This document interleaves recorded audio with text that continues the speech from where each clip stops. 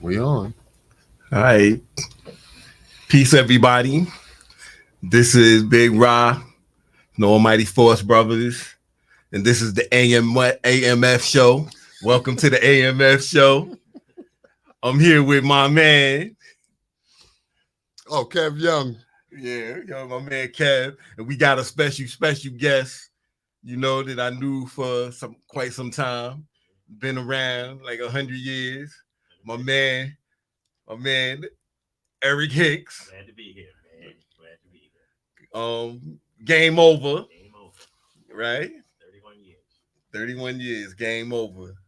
We're gonna jump into the history of my man Eric Hicks and game over. That we want you to talk about because I know that you like deal with a lot of kids and stuff now, but I'm not quite sure if they know that you was really a baller. Nah, they don't know. It's funny because a lot of people think I was the guy in the park with the camera on. Yeah. Because I used to love to videotape the street games. Yeah. There was no place to put it then, but it's valuable now. Right. So we're gonna get into that.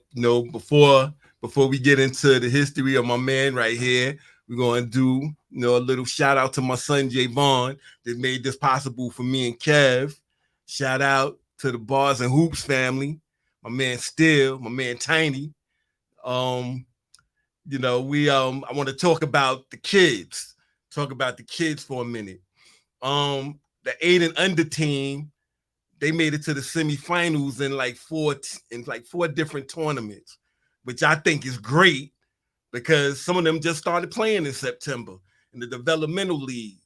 So they put together, the best kids in that age group, and they out there competing hard. Shout out to Tiff and the rest of the AMF family. The 10 and under team is in the championships in 2 tournaments over in Roy Wilkins and in Lincoln Park. So we proud of them and we wish them the best in the chips they have coming up.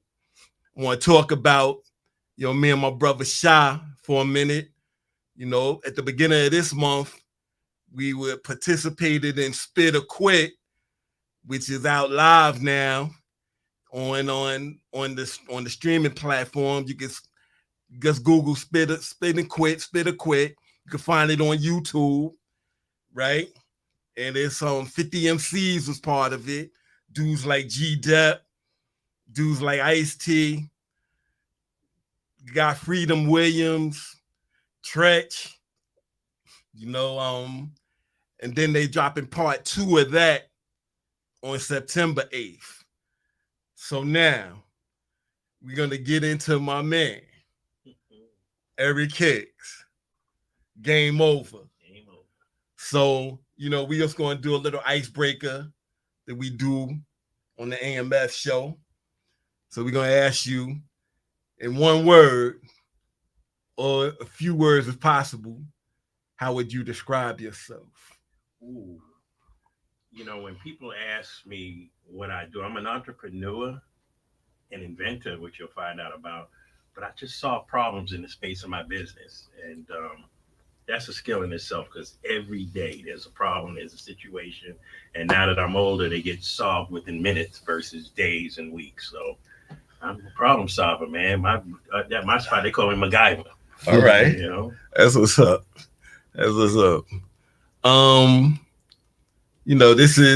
is Ball and Hoops, so we're gonna talk about basketball.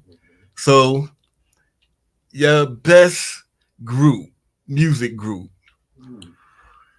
Of all times, or you could go past and current. Okay, so definitely Earth, Wind, and Fire, dude. Okay. About the best. Okay. All right, going back, I think Earth, Wind, and Fire was the best. Now going way back, my uncles got me into the Temptations. Okay. So synchronized things and like that were always in my head, and that comes into business. That's a full circle thing too. Okay. Currently, what I listen to a lot now is like Burna Boy and the Afro beats and stuff. Okay. Like that. I'm a hip hop man because I'm originally from the Bronx. Right. I have to give you that whole history. Right. I'm originally from the Bronx, so hip hop is in my blood. I was just on phone with somebody from my school, and they said, you the first one to bring hip hop to St. Bonaventure University. And I was like, Okay. kind of that was true. I had my radio, and I could work a pause button and mix some tapes, and mix some songs, make that break joint go for hours long before the turntables and stuff. It was all with the pause button. Okay. So I was a master of the pause button, and I had 3 radio shows there. Okay. So I was playing all hip hop and R&B. All right. See, these are things that a lot of people don't know about you. Oh man. Because I ain't know. Yeah. I ain't know that you did that. Yeah, man. I'm a big music guy. Period. Okay. So along with Almighty Force, I'm a hip hop dude, man. Yeah. So, current group. You said Burna Boy, the Afro beats. I'm into that. I'm into that rhythm. For some reason, the younger kids introduced me, or the younger people introduced me to it, and but I like it all. Yeah, okay. I'm gonna tell you what I like. I think the beats that the kids come up with are incredible. Right. I think the content sometimes, man, and that just bothers me. Yeah. That just really bothers me. You can only go somewhere else with it. Yeah, but if I could play just the instrumentals, like in my gym over in Brooklyn, I play the instrumentals on that stuff because the beats, them kids are incredibly creative. A lot of talent, man. Yeah, a but lot then of when talent. it comes to the content and this, that, and all that, it really breaks my heart. So, Yo, what I like about listening to this station, they play clean versions of everything. Yeah, okay. Yeah. So you're getting the beats, and and you can still hear, another version of, what the young people are doing. Music is so powerful, man, and such a message giver, and has such a tremendous influence on our kids. I think that sometimes people don't understand that power, and the power is like superhero. You can use it for good, or you can use it for other things. Yeah, that's the truth. So all of the things we preach to kids during the day, and let's say one of our camps, the minute they get in the car, sometimes it's destroyed. Yeah. Yeah, I got stories about that too. Mm-hmm. But this night about you. All right, let's do it. All right. So with basketball, what do you think is the best team ever? Ooh. Professionally or? Yeah, professional team. But if you think the best team ever was a college team, then you could go. I'm gonna say,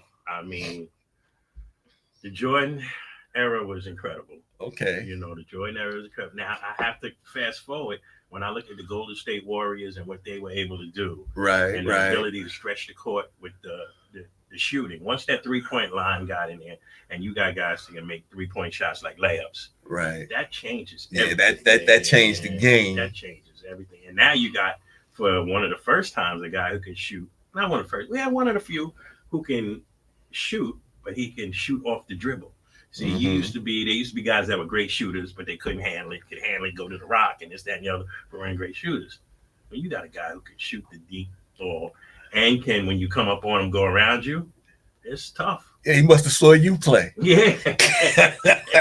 I was a late bloomer. He must have saw you play. Because you get down. So you would say the Bulls. Yeah, I think teams, the Bulls. The 90s Bulls. Yeah, the 90s Bulls. Now, I'm a LeBron Ain't no other fan. Bulls. No other year the Bulls. No other, right? Not think the about it. Bulls. Huh? Not the non-bad Leah Bulls. No. Chet Walker Bulls. Yeah, that's those. No, we talk about so people probably even know who right after my friend. I had a friend that played for the Bulls, Reggie Theus. Okay. And after they shipped him out, brought Michael Jordan, things changed. Sure did. I forgot Reggie Theus was on there. Reggie was and Orlando Woolridge. Yeah, I remember that team. That team was tough. Yeah, Reggie Theus. They thought that the egos and all of that wouldn't work with Jordan. So they had to get him out. Yeah. So I know you was cool with Reggie Theus like that. Reggie's cool, man. So what would you say the best current team is? You talked about the Warriors. So but like currently they not. Currently, we gotta still see. We got the Knicks. I think the Knicks are gonna have a tremendous year. Okay. Now I'm curious to whether that pickup from the Brooklyn Nets is gonna help. Right. I had a Brooklyn Nets season ticket, and I waited all season to see Bridges. Take over. He wasn't even best player on the team, man. I hate to say it. Right. Man, I have to do business with him one day. But they had a guard, man. I'm kind of thinking of his name, but the guard was the man. Yeah. I'll get his name before we get off. But the Knicks are tough, man. And I got to be a Knicks fan because back again. Because Tom Thibodeau last year put his arm around my shoulder and said, I want to thank you for all you do for the kids in New York. I didn't even know he even knew who I was. Right. So I instantly became a Tom Thibodeau fan and a Knicks fan. Okay, that's what's up. You know, but shit, I mean, it's good. I'm talking about cursing, right? But you know, you was in the Garden before Thibodeau. Oh yeah, please. That was the point. There was a time when like the Garden was almost like my second home, man. Yeah. I could go through the player doors and hang out downstairs, and I never had a regular seat, so I could just sit in any empty seat. I used to stand on the side where Isaiah Thomas stood. Because we used to be the apparel provider for their camps and things like that. And then back then, nobody was going to the games. The place was, you know, they were losing. Yeah. So I could just walk through the doors and it was cool. It was a good time, man. Yeah. Okay, so you're saying the Knicks. Best player. And you can chime in on this too, Kev, because you had your opinion. You better not say it. The best player in NBA. Right now? Yeah. Let's go in ever. First. Man. All right, so I hate to kind of do that, and I'm gonna tell you why, but I'm gonna do it because you're my man. So I ain't gonna do it. But I hate to do that, and I'm gonna tell you why.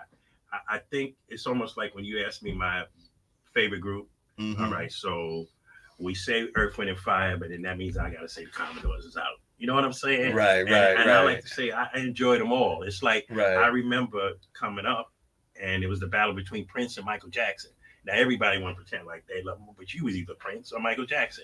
You was either Martin Luther King or Malcolm X. You was either Joe Frazier or this. It was always like we always pit our people against each other instead of enjoying the brilliance of all of them. And it's one of the reasons why, and I can talk, man. It's one of the reasons why the Rolling Stones could still sell out Giant Stadium, and Earth, Wind, and Fire might be playing in Lehman College. You know, it's because we so fast to put our people away and to the side and put them on the that's old, rather than saying I agree with you. I agree. Respecting what they did and keep respecting what they did. All right.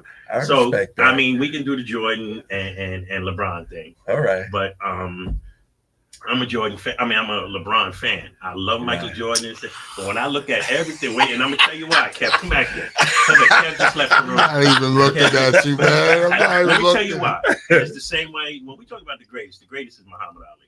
Right. And he did it in the ring, but it was also the things he did outside. Socially. Right. Yeah. So when we talk about the greatest for me in basketball, LeBron, from the pressure of being an 18-year-old and all of that, but the things that he did outside, he took his boys with him.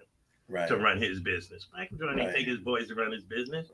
You know, he might have ran from his boys, but LeBron took his boys and just the things that he does away from the court. I have to give him his props and his credit. I think probably as a player, skill-wise, I give it to LeBron, but as far as impact on the game and some of the stuff Jordan did, like on Instagram or Facebook with them highlights, it make you remember. Right.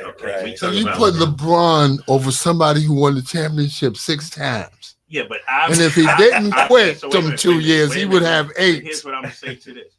I remember when LeBron first came in the league, and they said you'll never win a championship. It's too much one-on-one. And he got his ass kicked for about 8 years. You know, LeBron came right in and had an impact. He might not have won the finals, but he was making it from time 18, 19 years old, man. I got an answer. Go ahead. The league was different. Absolutely. So that's why I don't even want to compare them. Okay. The things were different. All right.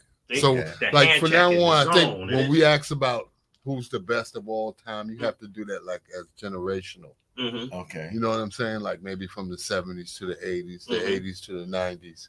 Because there's a lot of talent out there, and you can't take nothing away from them, man. And you know what? It was tough when I had to say Michael Jordan was better than Dr. J, because Dr. J was everything, man. I felt the same way. And it hurt, man. I was mad at Jordan for a long time. I hated him. Plus, he was killing the Knicks. Right. But then after a while, you guys, you're like, you can't deny. Right. You can't deny.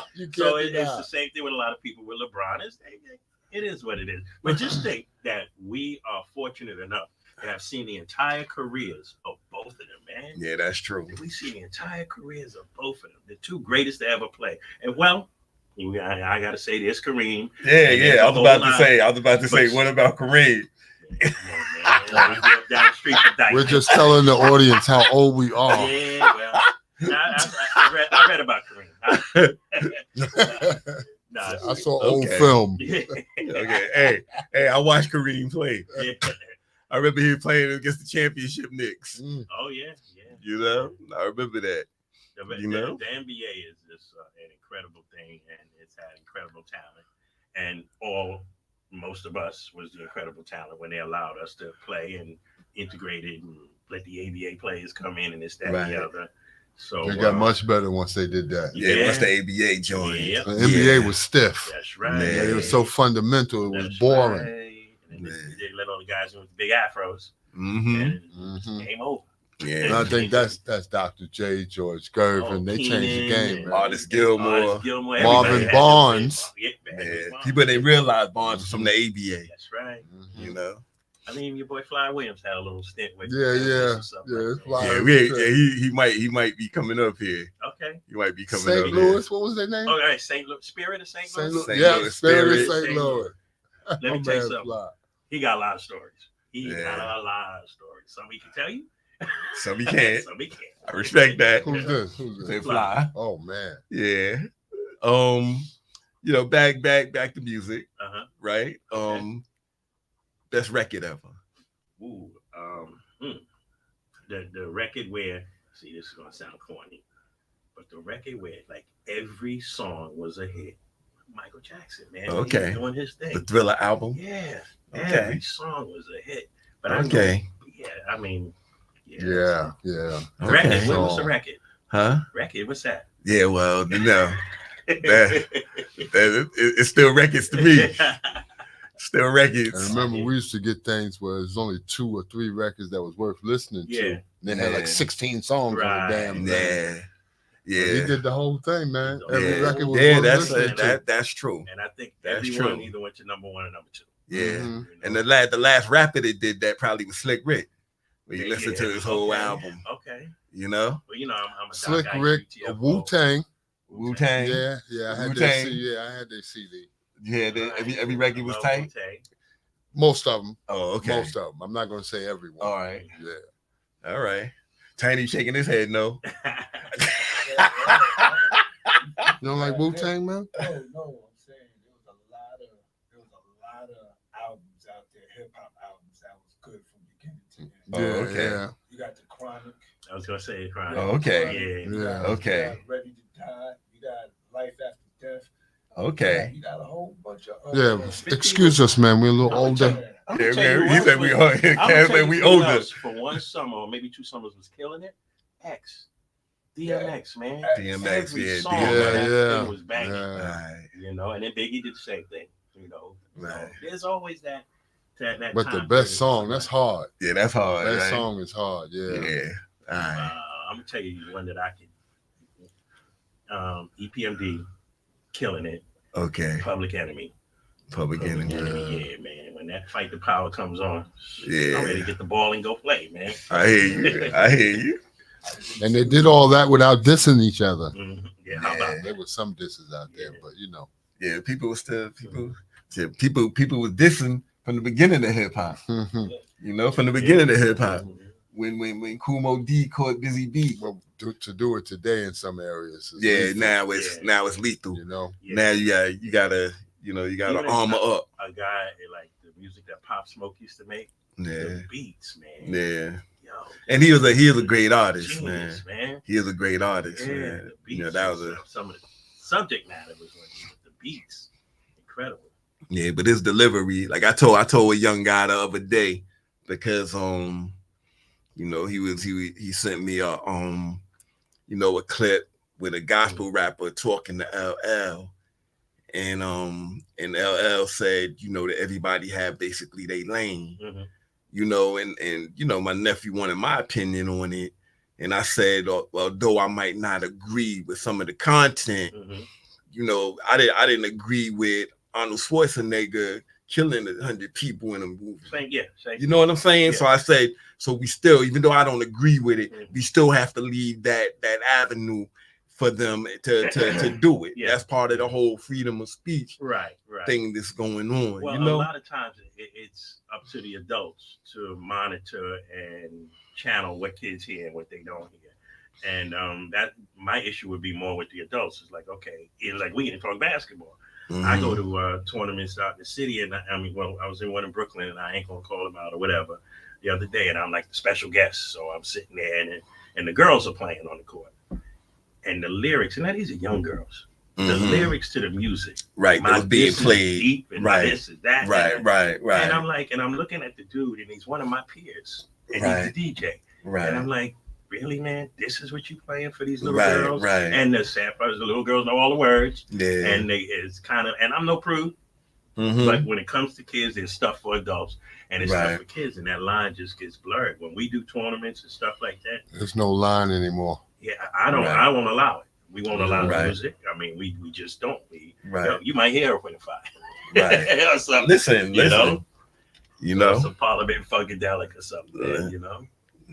You know, even though they was kind of crazy too, but but and what they're crazy is not today's crazy. It wasn't today's crazy. Listen, crazy like that. So let's get into Eric Hicks. Cool. Let's get into the basketball player. All right, because even though I knew you a long time, I don't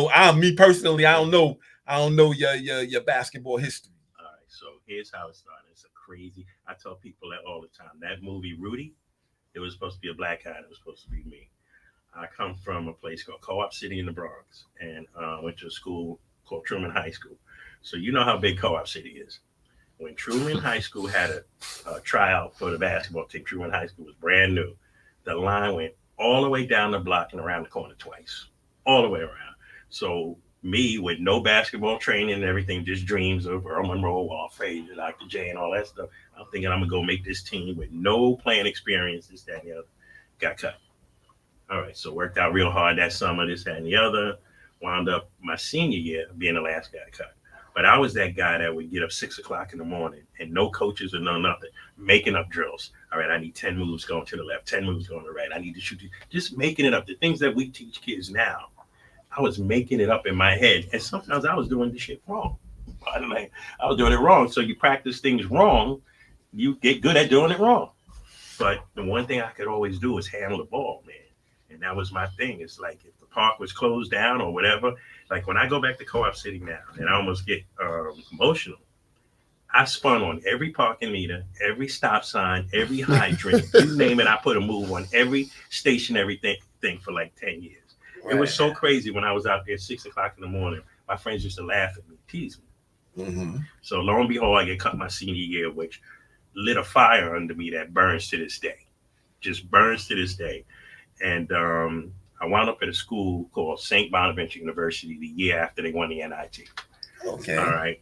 No basketball formal training at all. Very little. I played on one Jewish community center team. Okay. When I got there, now they had the best recruiting year since they just won a national title. And I don't know if y'all remember, the NIT was big in the NCAA back then. Yeah, back in the days. Yeah, NIT was big. That was because it was in the Garden. Right. When I got there, right, so I'm hanging with the guys on the team. They thought I was a recruit. The coaches were like, who the hell's this kid? And the student body thought I was a recruit. And then we were so naive and ignorant to college basketball. My God, I never heard of Division I, Division II, this, that, and all that. Right. We just play ball. So they're like, where the hell did this kid come from? Right. So the first year they made me play JV. Now back then years before that, you had to play freshman. You weren't JV ball. But that rule had just broken a couple of years.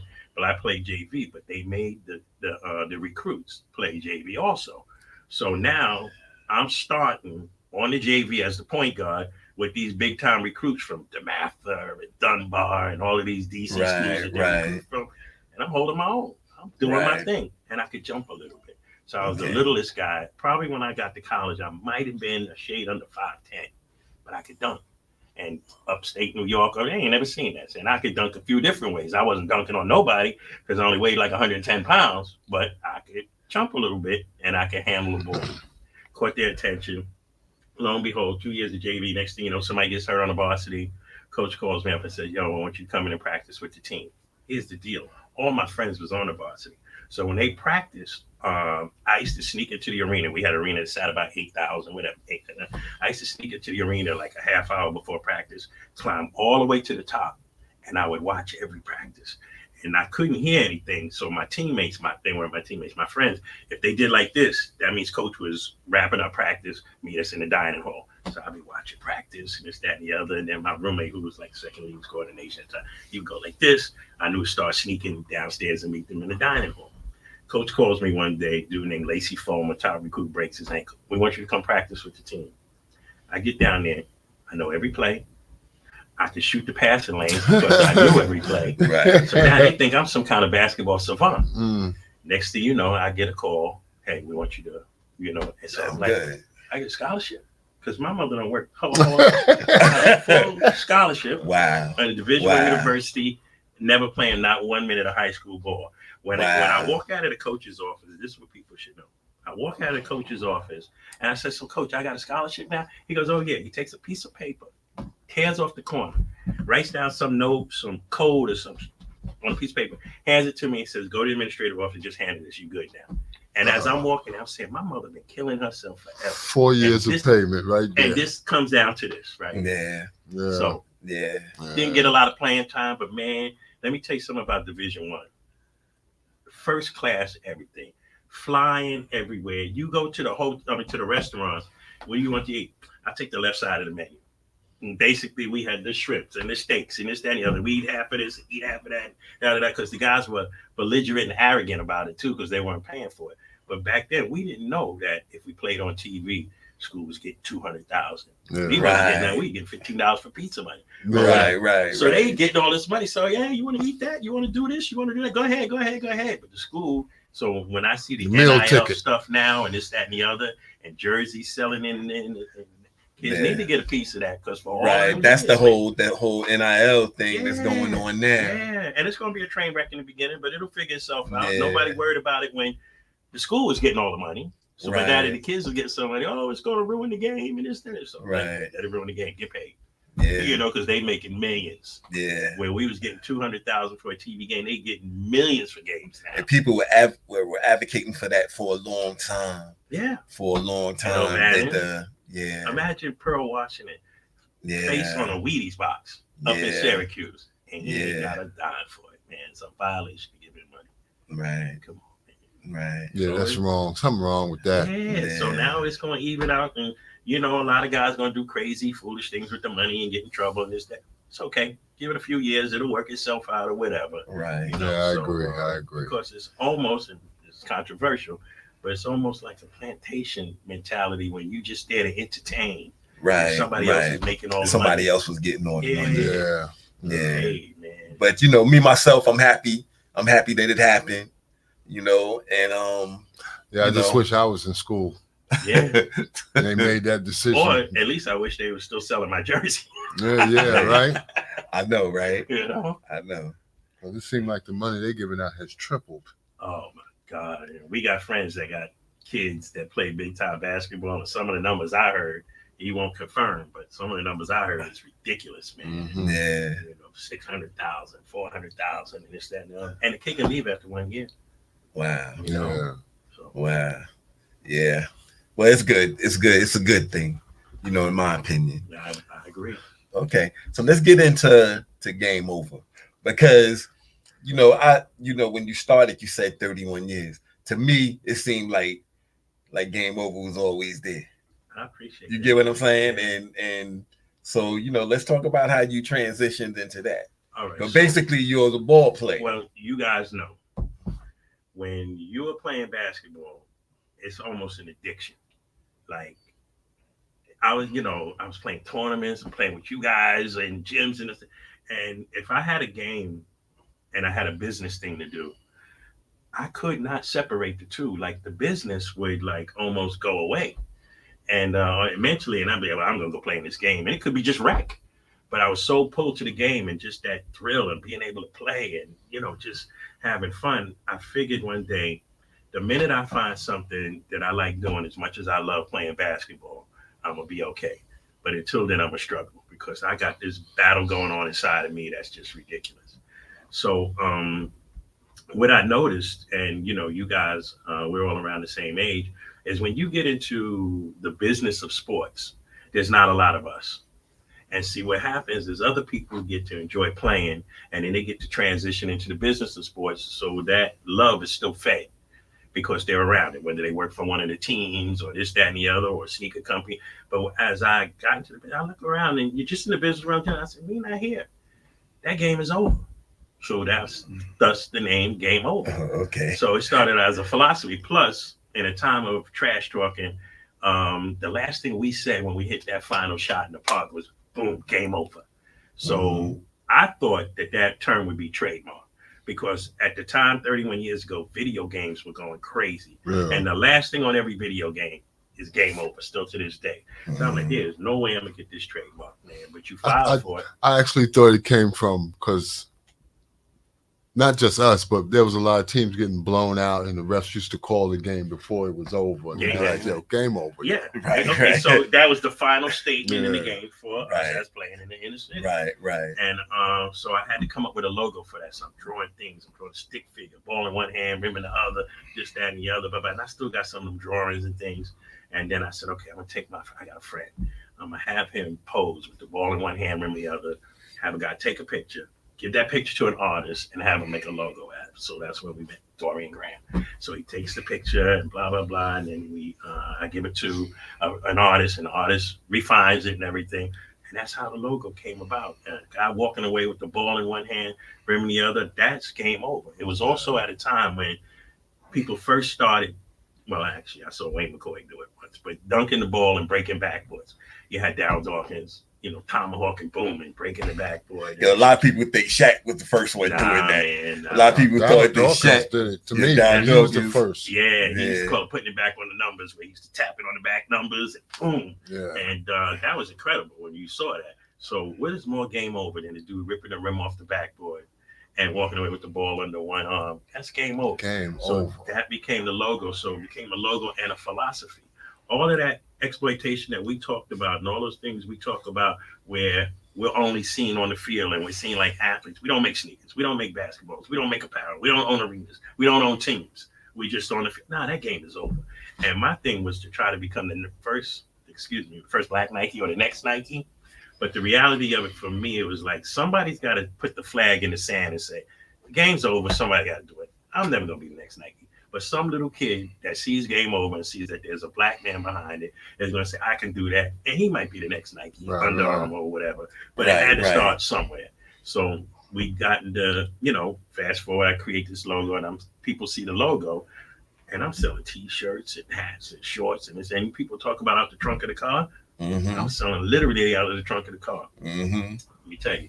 I know I can talk. So when you want me to slow down, you tell me. The story is interesting. Let me tell you what I did. I went to all the street ball tournaments in New York and said, how much are you paying for your T-shirts? Because they glamorous now, but it was all just wearing T-shirts back then, not even matching shorts. And if they said, we paying $3, $2, $8, I beat everything by 50 cents. But the key was I had to have my logo right here. Right. And then I put my logo on the back too. So if you took pictures, it was everywhere. Right. And that one summer I had Dykeman, Gun Hill, Forest Houses, who was doing some stuff at West Fourth, and 278, you name them, we was everywhere. And then I made the shorts with the game over across the butt. So it was all a marketing thing. And the next thing you know, we were everywhere, man. I remember Babito Garcia had a magazine. I think his was called Box. Was it Box? Was it? I think it was because we was in it. Yeah. Okay. Was it Slam? No, he wasn't Slam. He wasn't Slam. He had a little short. A bounce. Yeah. Bounce. We I think it is Bounce. And because our tournament was in it before. Okay, so they named it. It's one of the top tournaments. Right. Yeah. And like 7 of the top so we was tournaments in New York were wearing game over, man. Right. So it's like I knew that I had did something right. Right. People saw the logo, and until this day, people go, "Yo, man, you still got the best logo in the game." Right. Right. So that helped me expand through the grassroots. While And One was coming up a little bit after, they were able to sell in the stores. So anybody could get an And One t-shirt. The only way to get a game over t-shirt is you had to play Gun Hill, Dykeman, Forest Houses, or one of them tournaments. Or know you. Yeah, that's right. But if they knew me, ain't none of my boys was buying nothing. Right, I was like, yo, what you got in the trunk, man? And then the next day I gave away half the money. Or half the profits or whatever in t-shirts. But that's how we got that grassroots thing and known as kind of like the stuff that the players were wearing, because you couldn't go in the store and buy it, which is a whole another story dealing with the stores and things like that. Was piece of work, and then I got blackballed because I dared to sue Nike. But that's a whole nother story. You know, Nike's #1 commercial in the history of Nike is that, what do they call it? Freestyle. With the dribbling and dancing. Yeah. 2 years before that, I used to have a group of kids. Well, before even a group of kids, we used to do competitions across the city. I created a competition called Shaking, where balling meets breaking. Ball in the street term for playing basketball, breaking, break dancing. We used to put the kid in the middle of the court for 60 seconds, kick the hottest track, and he'd have to do all his moves to the beat.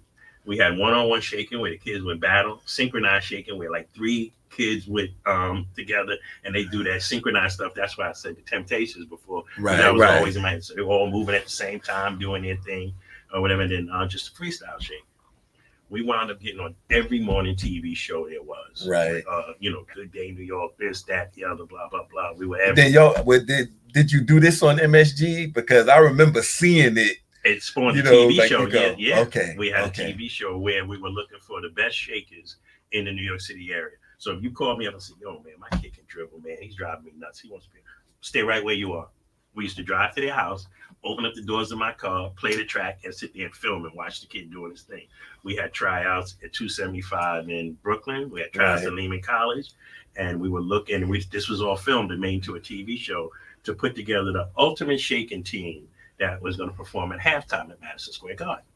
And we actually, all of that did come to fruition. In fact, our team was flown out to NBA All-Star Weekend and performed in Vegas and performed all up and down the strip at the hotels and this, that, and the other. Kids back then were off the chain. So that's where they got the idea for that commercial. All right, so here's the deal. We were on Good Day, whatever. I think it's Good Day New York. It's Fox. Yeah. So we're on Fox one day, boom. And so everybody got to see it, and we had done a few other shows. I get a call one night, and I can't call names and stuff, but I get a call one night from the highest position you can be in the NBA. Congratulations, Aaron. Congratulations for what? The commercial you did with Nike. I ain't doing no commercial with Nike. You mean you're not the one behind that thing? Because they knew what I was doing. Right. Go, nah, I don't even know what you're talking about. You sitting down? I go, yeah. You buy a computer? I go, I'm going to send you something. And they sent me the clip.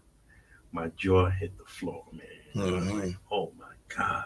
What? And I bet it hurt to see the players you knew in it. Oh, and not only that, ladies, I found out that the player that I knew casted the whole thing. Wow. There's a lot of players in that commercial we was playing with. And a lot of street ball dudes. Yeah, and they come on. I'm one of the coaches of Long Island Panthers back when Lamar was there. Right. So yeah, I knew all of them dudes, man. I knew, but they didn't know. They were innocent. Right. And I'm getting a check. But the people behind, because I have written a letter, I said, y'all could at least have used my kids, man. Right. You know, and this is the first place I'm ever telling this story. Okay. You know, so I'm being careful what I say because I can't afford to fight them and go back to this, that, and the other. But it spawned a lawsuit. Right. And it went around for a couple of years and we got nothing out of it but a whole lot of publicity. And I swear, and I don't want to say anything about the court system or whatever, but it is what it is. Then I get a call from one of the major retailers and they go, yo, my man, you know that deal we had, da-da-da-da-da? He goes, yeah, it's off now. And I said, why? Because you went after, you know, whatever. And I said, man, would you come to court and say, nah, I can't come to court and say that. So then I called the highest person that, and you know where, that told me about it in the first place. I knew they couldn't come to court and say anything. So what are you going to do? Yeah, too much power. That was too much power there. But I am proud to say that was the #1 commercial to this day. We're talking about the Nike bouncing the ball to the rhythm. Whatever, they freestyle. Yeah. So now whether they stole it from me or not or whatever, the fact of the matter is I felt they did. We went to court and we kind of got an admission, but what they say is that that was not a protectable concept. You couldn't have any protection. They ain't say they didn't take it. Right. They said it's not protectable. You know, now it's almost like when you see these video games and a guy scores and he's in the end zone doing the Millie Rock or some dance or this, that, and the other. And the kid who invented that dance or whatever, you know, it's like, when do we get to get compensated for the creativity that we infuse from hip hop you know, into everything? Like breakdancing in the Olympics, right? Come on. You know. Yeah. What was that, man? Well, that one Australia was she from Australia. Did you see that? Oh, Yeah, don't get me talking about this. Yeah, man. You know, cause I can digress and talk about the Olympics, like how is a Fredette on the 3-on-3 team? You know what I'm saying? Like I know guys that could have did better than that. Oh yeah, yeah. You know, yeah, guys that's probably playing the Ice Cube thing. That's right. They would have did better than that over there. You know, that was embarrassing. But see, You know, a lot of times, like a thing like Ice Cube. Okay, so Ice Cube owns his own platform, right? and see, we have the power and the dollars and the ability to own our own platforms, but we don't support each other. Right. So if we supported each other, it's like, why do we always have to go running around looking for gyms to play in? Yeah. Like we were talking about that just now. Yeah. None of us are. Well, fortunately, I have a gym, You have so a I can gym avoid now. you. You have a I can gym invite now. you to my gym and say, Right. 24/7, man. Yo, you want the key? Go on, or just Right. lock up when you leave. Right. That was one of the main things. Like when my son first took the tournament over, that was one of the main things he was saying. Like if he could just get a gym, you know. and you know, to be honest with you, we got enough millionaires in the neighborhood to build. Yeah. And how many like athletes brag, or how many of us brag about all of the athletes that come from our boroughs? Yo, he's from my hood and just that. Okay, so what? Yeah. Where's the library in his name? Yeah. Where's the basketball court? Where's the rec center? Where's the tech center? Yeah. You know, where's the tech Where's center? the study hall? Yeah, exactly. Yeah. You know. Exactly. Yeah. So, you know, the history of Game Over. So let's talk about what you're doing now. All right. Because I heard that you're doing some great things out in BK. All right. So in Brooklyn, we have our own spot called the Brooklyn Style Dome. I have to shout out St. Philip's Christian Church. Built this beautiful gym and said, my man, it's yours. Go change lives. And that's what we do. We teach basketball, but I have an entirely different philosophy. I believe that the ingredients that are in sports are the blueprint to success in life. Right. I tell the kids, and I tell anybody who will listen, that if it wasn't for that journey I took from the park of Co-op City to walking onto a Division I university, when I stepped out of court, 8,000 screaming people screaming my name, that is the blueprint for everything that I do, because what it does is it measures the fact that if you're passionate about something, you stick to it, never quit, never say die, don't let anybody discourage you, this, that, and the other, because the path that I took was the hardest path there was. You know, I didn't have a mentor teaching me, you know, self-taught. I didn't have a coach or anything. I just making it up. Well, that's the way I am in business, and I'm relentless. And so what I do, because I understand that basketball for a lot of people in our community is a trap. So what I decided to do is we don't do basketball programs unless they have an educational component. Okay. So when people say, yeah, I teach basketball and I do drills, and so what? He gonna have to get a job. Come on, man, stop it. Mm-hmm. I mean, you know, like we do camps for NBA players, and they'll bring their teammates in, and the teammate will be 6'11", 240 pounds. And you telling some kid whose mother's 5'2" and his father's 5'1", that if he works really hard, he's going to make it to the NBA. Come on, it's not going to happen. Mm-hmm. And if he spends all this time pursuing that, he's going to just be another story out there. And you know, we got a lot of stories. Thank you. It's a trap. I agree with you so on that. What I try to do is I take a different approach, is take those skills, all of those things that we put into you to be a great basketball player, understand that those are the same skills that you can use to be great at anything. I created a program called Buckets and Bytes. Getting buckets, and bytes is the language of computers. So they get 45 minutes of computer coding, computer language, and then we do now 3D printing, and then they get an hour's worth of basketball. But the other one is mandatory. And you'd be surprised, I don't have to fight with them to do that. They just want to be somewhere where it's not corny to be into that. Right. A lot of my instructors are former ball players that have engineering degrees, so they geeks and they still slam dunking. I got 3 guys in there to still play and this, that, and the other, but they teach computer coding. And it's important to me.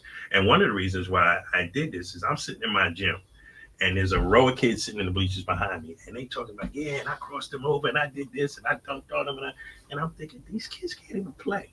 When I turn around and ask them, what are y'all talking about? They talking about NBA 2K. Okay. That sucker is so real to them. Yeah. So they stream it on Twitch. So I started a tournament on Twitch with my kids. And I watch within 15 minutes, I am totally captivated by these kids playing NBA 2K battling.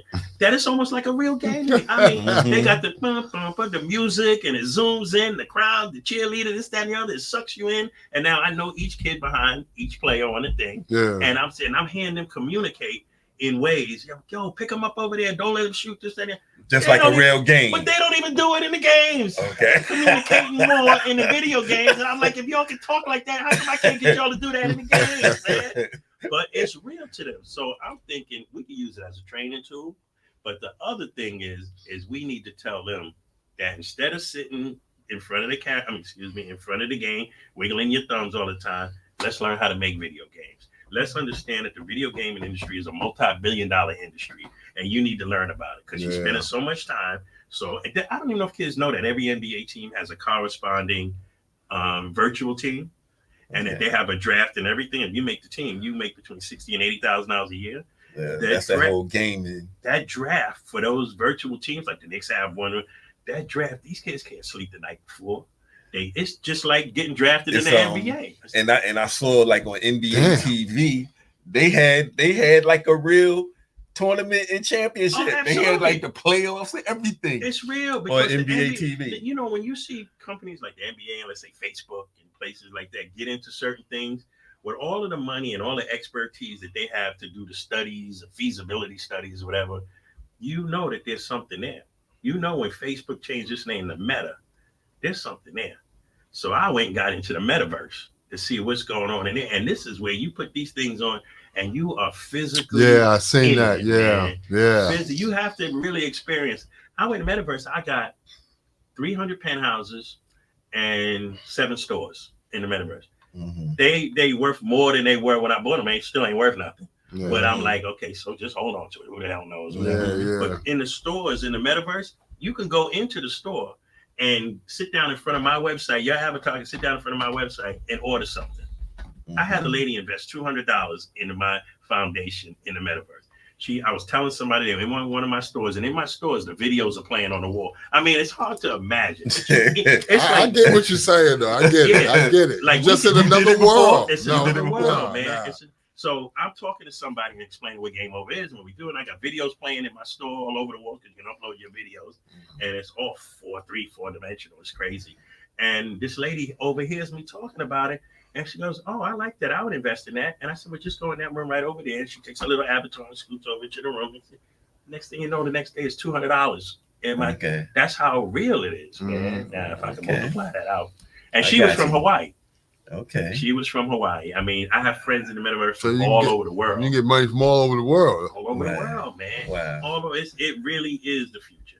I don't think it's taking off as fast as people would have thought. But when Zuckerberg goes, I'm going to change Facebook. That was one of the most powerful brands there was. How you just change it? I said, now, let me check this out. Yeah. So I got a friend. We talked about him earlier, Ted Gustis.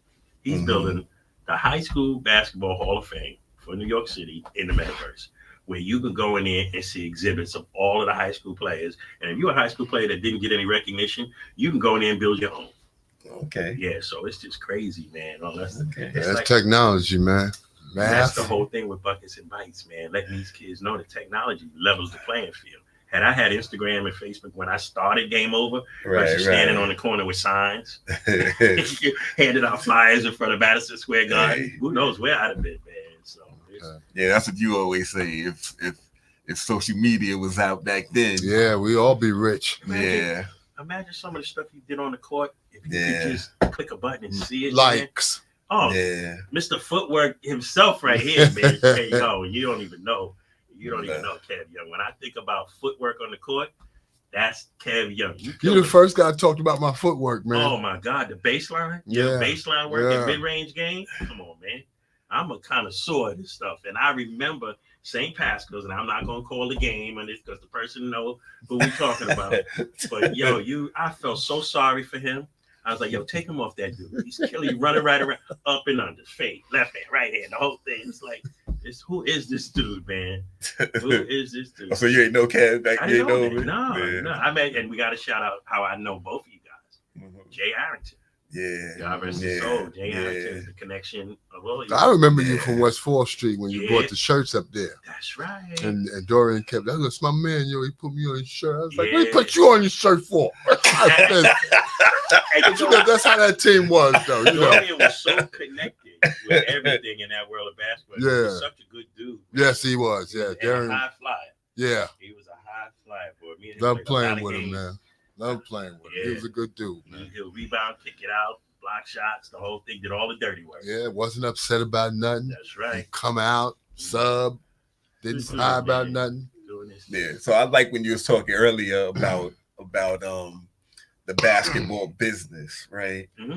Because I did business with a lot of people that you were doing business with at the time, and I think I used your trophies, a few times, right? Mm-hmm. But they didn't always have them, right? So I had to go with the, I had to go with the regular trophy. You know, something one time, huh? I had made a deal with a trophy guy to carry my trophies, and I remember I was so happy. I put them up on the shelf and everything, this, that, and the other, blah, blah. And I think you were the one that told me. I said, "Yeah, just go there. My trophy's in there." Yeah, your trophy's not in there. Yeah, because I was like, all right, so I'm gonna use these trophies from now on. But they still was trying to pump their own trophies. So let me tell you the history of the trophy. A simple thing like trophies. Why, in a game like basketball where we dominate on the court, we don't have a trophy with a black man on it? It didn't make sense to me. Mm-hmm. So I took my logo and I made a trophy with a black man on it. Yeah. And I said, this is what we need to reward our kids with. Not that I got anything against the other trophies. Yeah. But what it is like kids we need to be the symbol of victory. Why we gotta be the symbol of bad things on TV? Right. So we need to be the symbol of victory. And so I created, and I kind of just created it for game over events. Right. People saw that trophy and lost their mind. Yeah. I know I used them a few times. But speaking of trophy. Yeah. So that's it. That's it. And guess whose name is on this one? This game. That's a superhero. This Game Over Sports and Entertainment Legend Award is presented to Kevin Young. 2024. Are you serious? I said you ruined it, man. I gave you a trophy. Oh, man, we ain't done yet. Oh, all right. This award is presented to hip hop legend and friend Big Rob. Appreciate That's you. so cool. So let me tell you the history of these trophies now. Talking about technology, right? Appreciate you, man. Let me talk about those trophies are 3D printed by my kids in Bed-Stuy, Brooklyn. We used to bring the trophies in from China. Okay. COVID hit and the price of trophies went nuts. And the lead time, we used to get them in 30 days, 60 days. Now it went to like 90 days. It was ridiculous. And the price was crazy. One of my parents came in and said, we do, he goes, let me borrow one of them trophies. I said, he showed me 3D print and I lost my mind. I'm like, you made this? He made a duplicate. He goes, yeah, I made it, man. I said, oh, man, I went and bought 6 3D print machines. Think about. I know, because the money we were spending back then. Yeah. Think about it. First, I bought 2. Now I got 6. 3 in my house, 3 at the gym. It's ridiculous. Okay. And they run all night long. I know the Con Ed must think I'm doing something in there. But they run all night long. And we teaching the kids. So here's where technology and basketball come full circle and clash. And we teach the kids about 3D print. So it's just, and that's good for their future, man. Yeah, absolutely, man. And to be able to put a black man on a trophy and have the kids this summer, God, I know I'm not going to be long-winded, but this summer we landed a contract with the NBA Players Association. So we did all the trophies for their camp down in Basketball City. And then we got the WNBA Players Association. Yeah, that's what I was about to say. Because I saw on Instagram that you got a female trophy. We got a female trophy now. The whole thing. I was like, oh, all right, I see you, E. I see you. It's so funny. They had WNBA players there, right? And one of them like almost cried, man.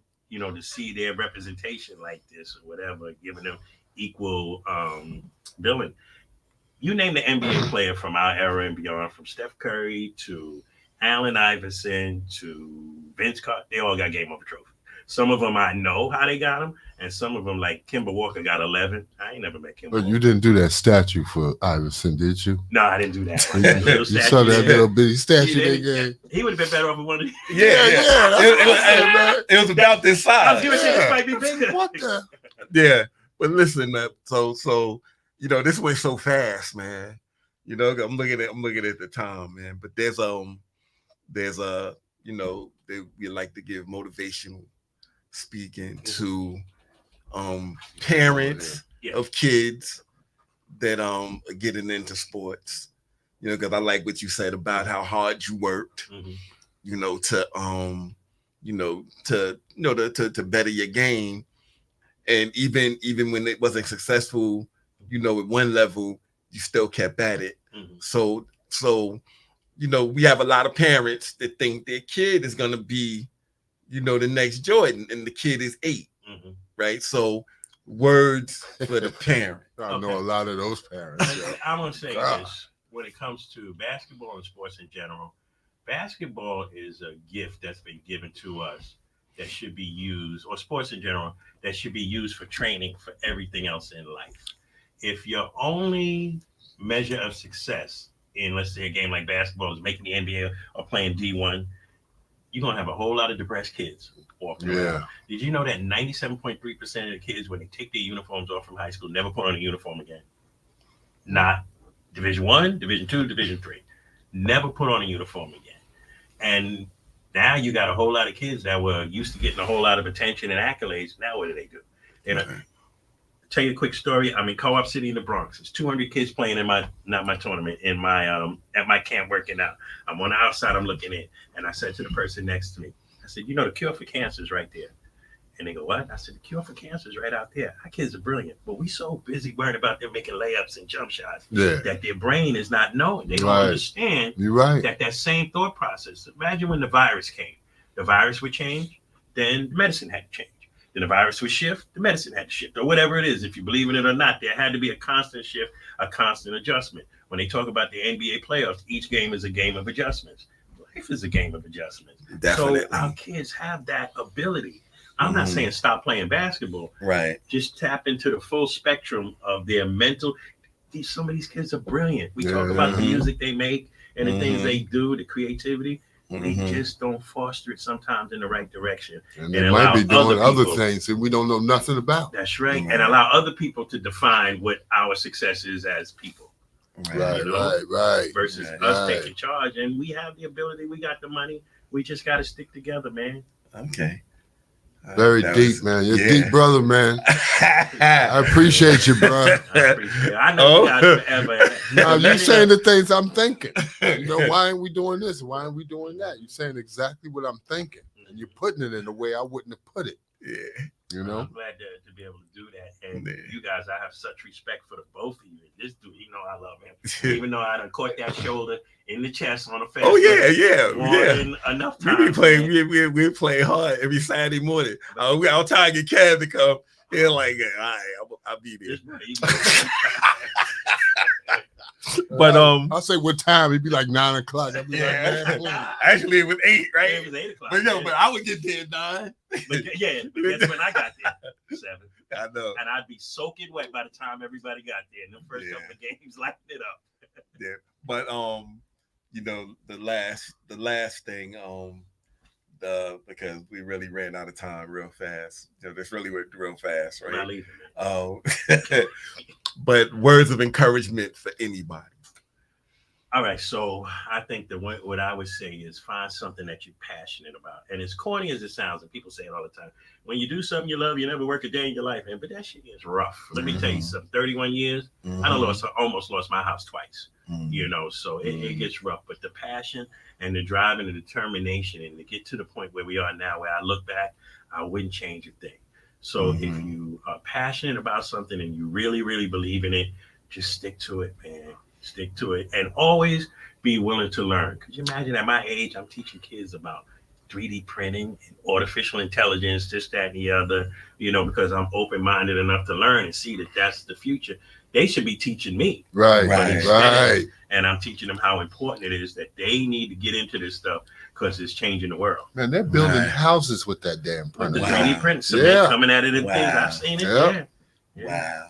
And they're thinking, off subject, but they're gonna put that on the moon and Mars. Oh yeah, and that's how they're gonna build shit. And food too. This shit is crazy. Food too. They're making food out of it. And those are jobs. That's right. That you can be working on. That's right. And what it allows too is you can think of something in your head and then you can create it in a real form. Like I'd be in my basement Right, coming up right. with stuff, and I put it. It may take 10 hours to make it, Yeah. but then it's be like, damn, that was in my head 10 minutes ago. Mhm. Yeah. Now, And I ain't get on because you told me before when I saw you that you got footage from Ajax Park. oh yeah, You told me that. For the So we gotta Fight touch Club base. tournament. Yeah, we gotta I got touch some base good on that. games, man, from there. Um, Yeah, I gotta find that stuff. But now we running out of time, man. I told you, You know, We still got 9 minutes, man. huh? We got 9. No. No, that Oh. it's a minute. Oh, damn. It's a minute, man. Y'all ain't gonna You have know? me back. Nah, hey, man, listen. You know, we might have to, and you know, we're gonna have to do something else again. You know, because you know, this was fun, man. We appreciate you. I know you're a busy dude. That's why I called you a month in advance. I would I know never you're tell a busy you no, dude. so know that You I know. would never tell you no. I appreciate you, man, and thanks for coming, man. Absolutely. You know, and yo, this is fun. Absolutely. You know, man. and I love and- sharing the stories. Yeah, man, really appreciate it, man. So this is the AMF show.